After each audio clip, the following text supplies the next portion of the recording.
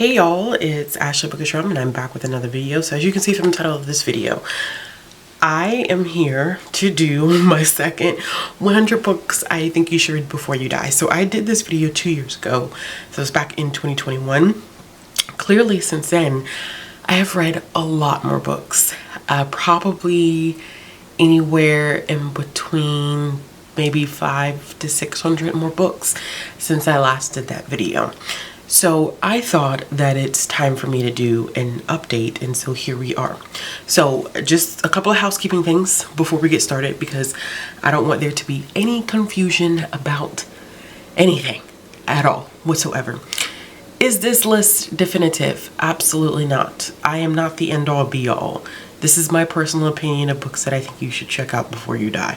This video came about because I did a reaction video to Readsees, I believe.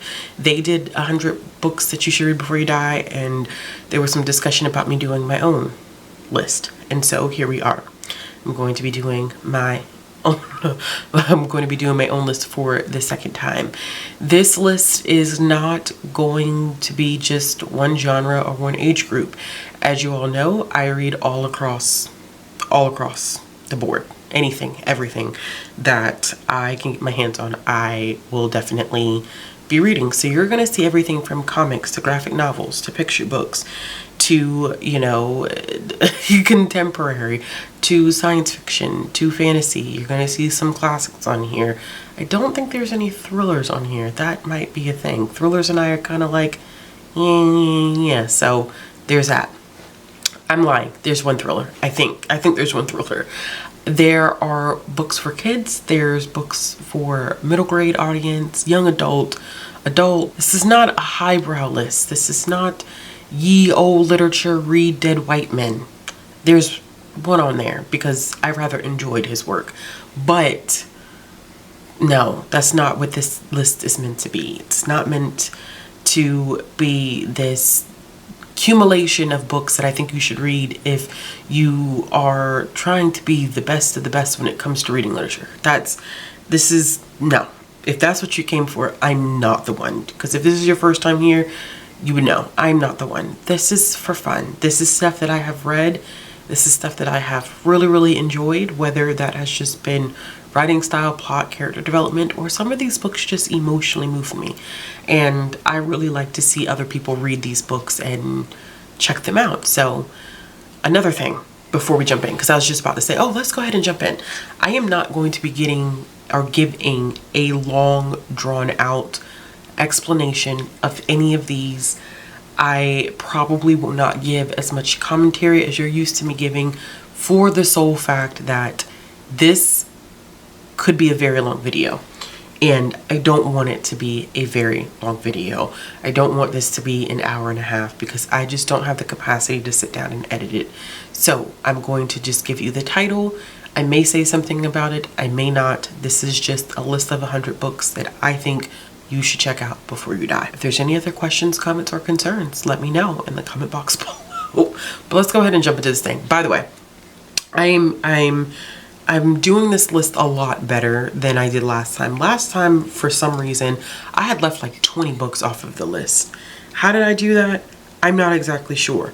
But with this list, I made sure that it was 1 to 100 in my notes app on my iPhone.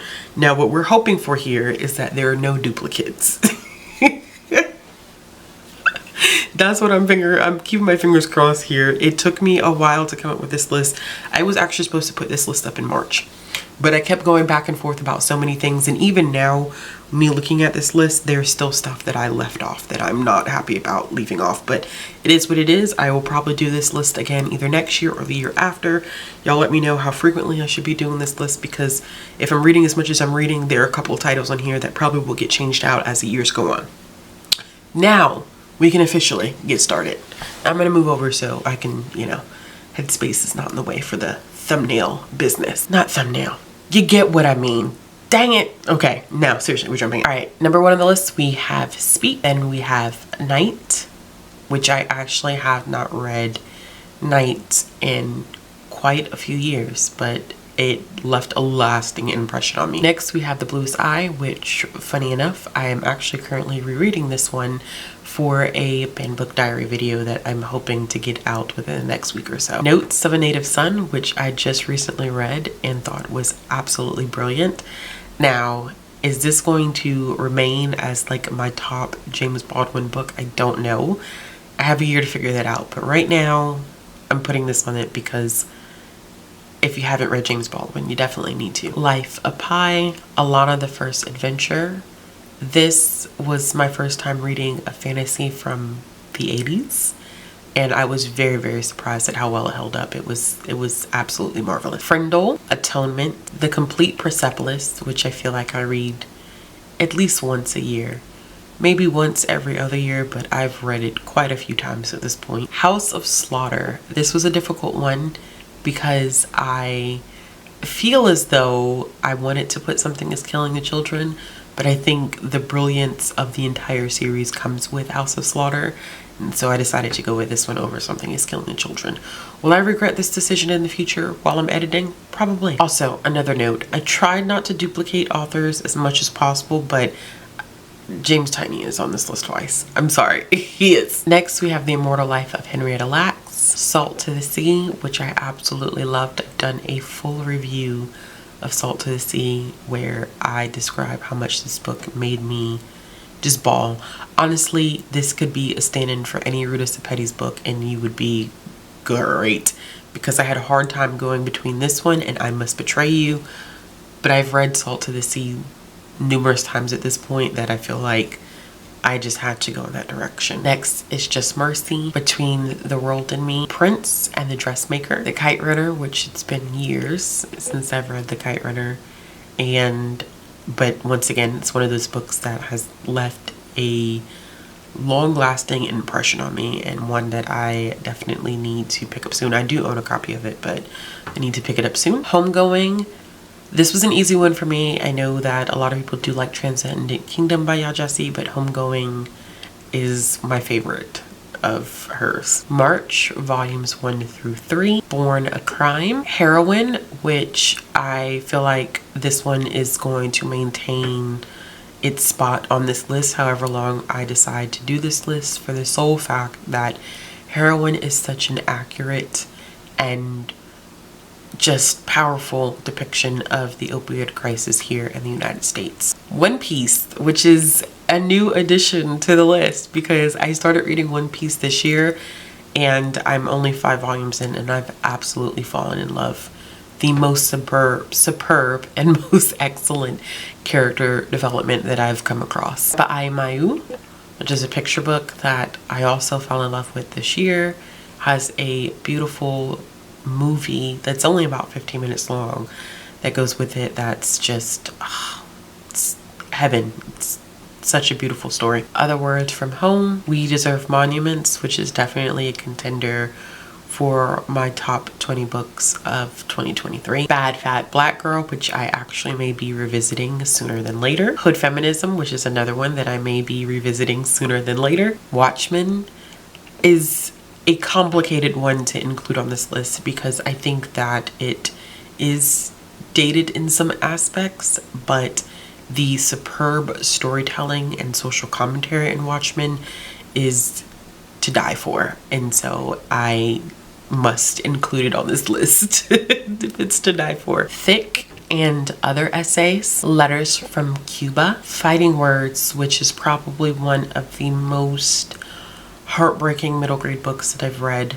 It tackles childhood sexual abuse in very unexpected ways, and it's very cognizant of those who are survivors, and it's just brilliant. Brilliant, heart-wrenching, gut-wrenching book. Next is A Mediocre, The Dangerous Legacy of White Male America, which I cannot recommend reading enough, especially right now in the day and age and culture war that we're currently in the middle of. Yellow Wife, this was also a kind of sort of difficult decision. I also read Sadiqa Johnson's other book this year, House of Eve, but I preferred Yellow Wife. It's much more dark, than House of Eve, but I thought that the storytelling in this one was better. Next is Gachar Guchar, which I read several years ago, and I had included it in a video of, I think it was like 10 books that Booktube, or that need more hype from Booktube, and Gachar Guchar was on there, and I just brilliant storytelling in that one as well. Like Water for Chocolate is one that I had to include. It's ironically, it's not my favorite, but it has left a lasting impression, and so I needed to include it on this list. At number 35, I have Ace, What Sex Reveals About Desire, Society, and the Meaning of Sex. 36 is Crosshairs. 37 is They Call This Enemy. Brilliant by Georgia Takei. Night Swim, which is probably the only thriller-esque book I think that is on this list. It's one that I also recommend listening to on audio. At 39, The Awakening of Malcolm X. For 40, Light for the World to See, 1,000 Words on Race and Hope, which I have read 3 or 4 times, and it made me cry like a baby. I actually got to talk to Kwame about writing, and it was for a different event, and I explained to him, or I told him, I was like, that is one of my favorite of yours. It just was beautiful and impactful in unexpected ways. Number 41 is Sisters in Hate, American Women on the Front Lines of White Nationalism. I highly recommend anyone who is interested in understanding the role that white women play when it comes to white nationalism and the far right. You must pick this book up. I need to reread it, but it's one that I would recommend picking up. Number 42 is Escaping Exodus. Number 43 is Concrete Kids. Number 44 is We Are Not From Here. Number 45 is Twisted, The Tangled History of Black Hair Culture. Number 46 is The Deep. Number 47 is Genesis Begins Again. Number 48 is Pachinko. 49 is Girls Like Us, which I would definitely check out the content warnings in this one before reading it. It is very emotional and very dark. 50, I Was There, American Dream. 51, Saga. Brian K. Vaughan had to make his way on this list some way, somehow. 52, Snowflower and the Secret Fan. 53, Percy Jackson. I just put Percy Jackson. I like, because to pick a single book or to pick a single series is just kind of hard, especially with we're getting additions to the world this year. We're getting 2 books, one in May, one in September. And so I couldn't just pick one. 54, Anna Karenina. I had to include at least one old dead white man on this list. And I loved Anna Karenina when I read it. I want to do a reread at some point because it's been about 7 years since I've read it. But I loved it when I read it. 55, Chronicle of a Death Foretold. 56, Brown Girl Dreaming, which of course is Jacqueline Woodson's autobiography told in free verse. 57, How Dare the Sunrise. 58, Promise Boys. 59, Copper Sun. 60, The Underground Railroad. This was one that I struggled with reading, honestly, but it's one that I took a lot away from and really appreciated once I finished it. 61, The Watsons Go to Birmingham, 1963. I could not include this book. It's one of my favorite Mowgli books of all time. 62, Under the Udala Trees, which I need more people to read. 63, Soulway. 64, Bitterroot. 65, In the Dream House, which made me super emotional when I read it, and I haven't revisited it since. I need to, but there was so much content that I related to specifically that I have to be mentally prepared to dive back into that one. 66, Drops of God. I need to continue on with the series, but it is one of the most fascinating manga that I've ever read. 67, Imaginary Borders. 68, Parachutes. Please do not let the cover fool you of this one. Check out content warnings for that one. 69, Born on Water. 70, Sweetgrass. 71 is Joker by James Tynion. This is where he makes that second appearance on the list. 72, Standing in Need of Prayer.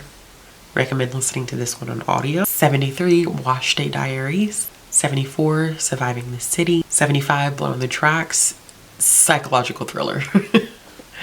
Almost horrific as well. 76, Refugee. 77, Tumble. 78, Hell Followed With Us. 79, Violetta. 80, Dear Reader. 81, Where We Go From Here. That was one that I read that was kind of under the radar and very unexpected in terms of content. It's translated, it's from Brazil. It's a YA book about how 3 young men are dealing with HIV and AIDS in their community.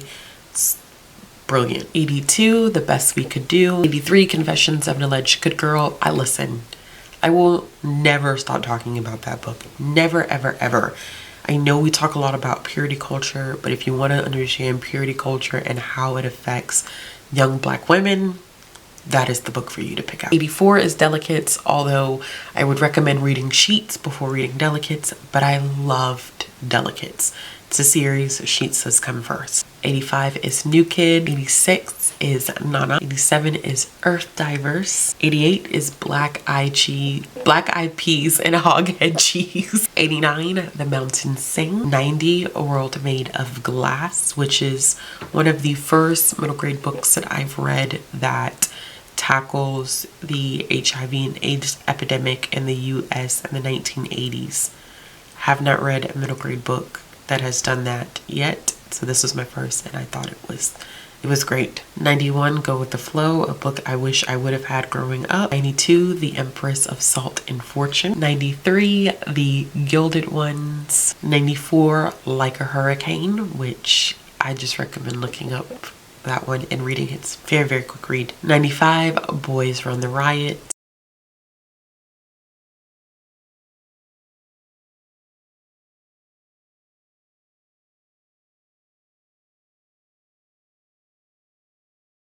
97, Blackbird Fly. 98, The Lesbiana's Guide to Catholic School. 99, Land of Cranes. And 100, The Magic Fish. Alright y'all, so I know that was pretty quick, but I needed it to be quick because there's no way that I wanted to sit here for hours on end doing that. So those are 100 books that I went through very quickly that I think that you should read before you die. Let me know in the comment box below what are some books that you recommend to me that you think I should read before I die. As always, if you like this video, give it a thumbs up. If you want to see more content from me, click the subscribe button and hit the bell for notifications. If you're looking for ways to support this channel or follow me on social media, all the links will be down in the description box below. I'll be back with another video soon.